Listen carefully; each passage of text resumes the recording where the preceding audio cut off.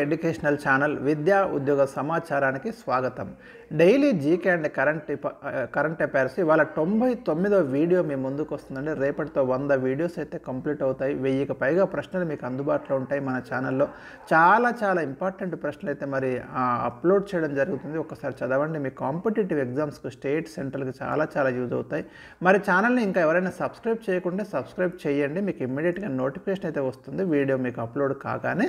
మరి అవకాశాన్ని వినియోగించుకోండి. ఈరోజు అయితే latest current affairs special 10 bits కూడా కంప్లీట్ కరెంట్ అఫైర్స్ ఉంటాయి. 2-3 డేస్కి ఒకసారి మీకు కంప్లీట్ కరెంట్ అఫైర్స్ మీద ఫోకస్ చేస్తున్నాను.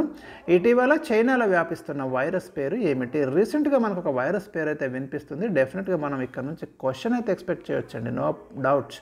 ఎందుకంటే మనకు రీసెంట్గా చైనాలో హ్యూమన్ మెటాన్యూమో వైరస్ అనే కొత్త వైరస్ ద్వారా చైనాలో మరొక సమస్య తలెత్తినట్టు మనకు అనేక వార్తలు అందుతున్నాయి. భారతదేశంలో కూడా ఇప్పుడు 2024 జనవరి 7 తారీఖున నేను ఈ వీడియో చేస్తున్న సమయానికి ఇండియాలో కూడా కొన్ని హ్యూమన్ మెటాన్యూమో వైరస్ కేసెస్ బయటపడ్డట్టు అటు బెంగళూరులో కావచ్చు, గుజరాత్లో కావచ్చు మనకు వార్తలు అయితే వస్తున్నాయి. మరి 2019లో మీకు గుర్తుందో లేదో కానీ డిసెంబర్ నెలలో అప్పుడు కూడా కరోనా మొదలైంది ఎక్కడ అంటే చైనాలోనే మొదలైందండి. మీరు గమనించండి. తర్వాత 2-3 ఇయర్స్ వరకు దాని ఇంపాక్ట్ అయితే మొత్తం ప్రపంచవ్యాప్తంగా ఉంది. సో మరొకసారి చైనా వార్తల్లోకి వచ్చింది. మరి హెచ్ఎంపీవీ వైరస్ కూడా అక్కడ విజృంభిస్తున్నట్టు మనకు ఇక్కడ అనేక వార్తలు అయితే అందుతున్నాయి. Question number 2. తేదీ 4/1/2025 మరణించిన ప్రఖ్యాత భౌతిక శాస్త్రవేత్త ఎవరు? ఇది కూడా ఎక్స్పెక్టెడ్ క్వశ్చన్ అండి మనకు. ఎందుకంటే famous scientist doctor Rajagopala Chidambaram రీసెంట్గా మరి చనిపోవడం జరిగింది మనకి. అయితే రాజగోపాల చిదంబరం ప్రత్యేకత ఏంటంటే ఈయన 2 సార్లు భారతదేశం నిర్వహించినటువంటి అణు పరీక్షలలో చాలా కీలక పాత్ర పోషించాడు. ఒక్కసారి 1974లో ఇండియా తన మొట్టమొదటి అణు పరీక్షలు కండక్ట్ చేసింది. 1998లో రెండవసారి ఇండియా మరి అణు పరీక్షలు నిర్వహించింది. ఈ 2 సార్లు కూడా కీలకంగా ఉన్నాడు. ముఖ్యంగా 1974లో మీరు గమనిస్తే రాజగోపాల చిదంబరం స్వయంగా మనకు ఆ ప్లూటోనియంని పోఖ్రాన్కి తీసుకువెళ్ళినటువంటి వ్యక్తి అండి. మనకి ప్లూటోనియం అణుబాంబు తయారులో ఉపయోగిస్తాం కదా, అణుబాంబులో జరిగేది ఆ కేంద్రక విచ్చిత్తి అండి. సో దానికి ఉపయోగపడే యురేనియం కావచ్చు, ప్లూటోనియం కావచ్చు, థోరియం కావచ్చు, వాటిని అయితే వాడతాం మనం. ప్లూటోనియం అయితే స్వయంగా మరి రాజగోపాల చిదంబరం ముంబై నుంచి రాజస్థాన్లోకి పోఖ్రాన్లోకి తీసుకెళ్ళడం జరిగింది. పోఖ్రాన్ అనేది మనకి థార్ ఎడార్లో ఉందండి. అక్కడనే ఇండియా తన మొట్టమొదటి అణు పరీక్షలు స్మైలింగ్ బుద్ధ కోడ్తో నిర్వహించి సక్సెస్ఫుల్గా మరి ప్రపంచానికైతే అణ్వస్త్ర దేశంగా ఇండియాను చూపెట్టడం జరిగింది. ఇక రెండవసారి 1998లో నిర్వహించిన అణు పరీక్షలు సేమ్ ప్లేస్లో మళ్ళీ కండక్ట్ చేశామండి. మే 11, మే 13 మొత్తం ఇక్కడ 5 సార్లు అయితే ఇక్కడ కండక్ట్ చేశాము. ఈ 1998లో 5 టెస్టులు జరిపాము ఇక్కడ. సో ఇక్కడ కూడా మనకి రాజగోపాల చిదంబరం కీలక పాత్ర పోషించాడు. ఓవరాల్గా ఇండియా 2 సార్లు అయితే మరి విజయవంతంగా అణ్వస్త్ర పరీక్షలు కండక్ట్ చేసింది. Question number 3. ఇటీవల ప్రయోగించిన స్పైడెక్స్ మిషన్లో భాగంగా ఏ విత్తనాలను అంతరిక్షంలోకి పంపి మొలకెత్తించారు? రీసెంట్గా ఇండియా 30/12/2024 ఒక అద్భుతమైన ప్రయోగాన్ని అయితే చేపట్టింది. దాన్నే మనం స్పైడెక్స్ మిషన్ అని పేర్కొంటున్నామండి. దీంట్లో ఏంటంటే మనకి డాకింగ్ ప్రక్రియను చేపట్టినాము. అంతరిక్షంలో డాకింగ్ ప్రక్రియను చేపట్టే దేశాలు 4 అండి. ఇప్పుడు అందులో ఇండియా కూడా చేరింది. ఇదివరకు 3 ఉన్నాయి, ఇప్పుడు 4 అయినాయి. చైనా, రష్యా, అమెరికా, ఇప్పుడు ఇండియా. అంటే వ్యోమ నౌకలను, ఉపగ్రహాలను అనుసంధానం చేసే ప్రక్రియను మనం డాకింగ్ ప్రక్రియ అంటున్నాము. సో ఇది సక్సెస్ఫుల్గా మనం చేసినాము. ఇందులో భాగంగానే మనం అలసంద విత్తనాలను అంతరిక్షంలోకి పంపి మొలకెత్తించడం జరిగింది. ఇది ప్రధాన వార్తగా వచ్చింది కాబట్టి మనం క్వశ్చన్ అయితే ఇక్కడ ఎక్స్పెక్ట్ చేయొచ్చు. గుర్తుంచుకోండి, వెరీ ఇంపార్టెంట్ అండి. Question number 4.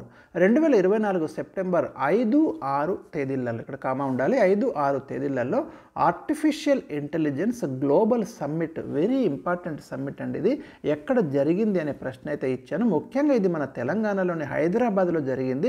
మీకు ఏదైనా కావండి, ఒక ఇంటర్నేషనల్ సమ్మిట్ జరిగినప్పుడు హైదరాబాద్లో కనుక జరిగితే ఖచ్చితంగా మనం గతంలో ప్రశ్న చూస్తున్నాం కాబట్టి భవిష్యత్తులో కూడా ఇక్కడ ప్రశ్న అయితే ఎక్స్పెక్ట్ చేయొచ్చు. Very important. Question number 5. 2024లో తెలంగాణ ప్రభుత్వం ఏర్పాటు చేసిన రైతు వ్యవసాయ సంక్షేమ కమిషన్ చైర్మన్గా ఎవరు నియమించబడ్డారు? ఎం కోదండరామిరెడ్డి నియమించబడ్డారు రైతు వ్యవసాయ సంక్షేమ కమిషన్ చైర్మన్గా. క్వశ్చన్ నెంబర్ 6, ఎన్ని సంవత్సరాలు పైబడ్డ వారికి కేంద్ర ప్రభుత్వం 5 లక్షల ఉచిత వార్షిక ఆరోగ్య బీమా పథకాన్ని ప్రారంభించింది? 70 సంవత్సరాలు పైబడ్డటువంటి వాళ్ళకి కేంద్ర ప్రభుత్వం అయితే 5 లక్షల ఉచిత వార్షిక ఆరోగ్య బీమా పథకాన్ని ప్రారంభించింది. ఎగ్జాక్ట్ ఏజ్ అడుగుతాడండి, గతంలో ఇలాంటి ప్రశ్నలు అయితే ఉన్నాయి, మీరు గుర్తుంచుకోండి. క్వశ్చన్ నెంబర్ 7, అమెరికా ప్రతినిధుల సభ హౌస్ ఆఫ్ రిప్రజెంటేటివ్ స్పీకర్గా 2025 జనవరి 3న ఎవరు ఎన్నికయ్యారు? మైక్ జాన్సన్ అండి, రిపబ్లికన్ పార్టీకి చెందిన తను మరి అమెరికా ప్రతినిధుల సభ యొక్క స్పీకర్గా ఎన్నిక కావడం అనేది జరిగింది. అమెరికా పార్లమెంట్ పేరు వచ్చేసి కాంగ్రెస్. దీంట్లో మనకు 2 సభలు ఉంటాయి. ఒకటేమో హౌస్ ఆఫ్ సెనెట్ అంటాము, ఇది ఎగువ సభ. ఒకటేమో హౌస్ ఆఫ్ రిప్రజెంటేటివ్స్ అంటాము, ఇదేమో దిగువ సభ అండి. ఈ రిప్రజెంటేటివ్ సభకు స్పీకర్గా ఎన్నికైంది Mike Johnson, Republican party. Donald Trump కూడా రిపబ్లికన్ పార్టీ, గుర్తుంచుకోండి. రీసెంట్గా మనకు అమెరికా 47వ అధ్యక్షుడిగా ఎంపిక కావడం అనేది జరిగింది. డొనాల్డ్ ట్రంప్ అయితే మనకు జనవరి 20న ప్రమాణ స్వీకారం చేయబోతున్నాడు 2025. క్వశ్చన్ నెంబర్ 8, 2024లో జరిగిన అమెరికా ఎన్నికలలో ఎంతమంది భారతీయ అమెరికన్లు ప్రతినిధుల సభకు హౌస్ ఆఫ్ రిప్రజెంటేటివ్స్ అంటాం కదా, దిగువ సభకు ఎన్నికయ్యారు? చాలా చాలా ఇంపార్టెంట్ అండి. 6 భారతీయ అమెరికన్లు అయితే మరి హౌస్ ఆఫ్ రిప్రజెంటేటివ్స్కి ఎన్నిక కావడం అనేది జరిగిందండి. ఇక్కడ వాళ్ళ పేర్లు కూడా ఇచ్చాను: అమీ బెరా, రో ఖన్నా, రాజా కృష్ణమూర్తి, ప్రమీలా జయపాల్. అమెరికా ప్రతినిధుల సభకు ఎన్నికైన తొలి భారతీయ అమెరికన్ మహిళ ప్రమీలా జయపాల్. ఇట్లాంటి స్పెసిఫిక్ గుర్తుంచుకోండి. సుహాస్ సుబ్రహ్మణ్యం, శ్రీ తనేధార్. ఈ 6 పేర్లు చాలా చాలా ఇంపార్టెంట్ అండి. మీకు ఈ క్రింది వారిలో కాందెవరు అయిందెవరు అనే కోణంలో ప్రశ్నను మనమైతే ఎక్స్పెక్ట్ చేయొచ్చు. క్వశ్చన్ నెంబర్ 9, తెలంగాణ రాష్ట్ర ప్రభుత్వం రైతు భరోసా పథకంలో భాగంగా ఎకరానికి ఏడాదికి ఎంత పెట్టుబడి సహాయం అందించనుంది? సో గవర్నమెంట్ క్యాబినెట్ అయితే ఒక మీటింగ్లో ఒక నిర్ణయం తీసుకుంది. ఎకరానికి ప్రతి సంవత్సరానికి 12,000 పెట్టుబడి సహాయాన్ని అందించాలి రైతు భరోసా పేరుతోటని క్యాబినెట్ అప్రూవల్ జరిగిందండి. ఇది మనకి 2025 జనవరి 26న ఈ స్కీమ్ అయితే లాంచ్ చేయబోతుంది గవర్నమెంట్. సో గతంలో కూడా ప్రశ్న ఉంది ఇలాంటి ఏరియా మీద. సో నెక్స్ట్ భవిష్యత్తులో కూడా మనము రైతు భరోసా మీద క్వశ్చన్ అయితే ఎక్స్పెక్ట్ చేయొచ్చు. కన్ఫ్యూజ్ కాకండి. ఒక సీజన్కి 6,000 ఇస్తారు. మన ఖరీఫ్ సీజన్ 6,000, యాసంగి సీజన్ 6,000.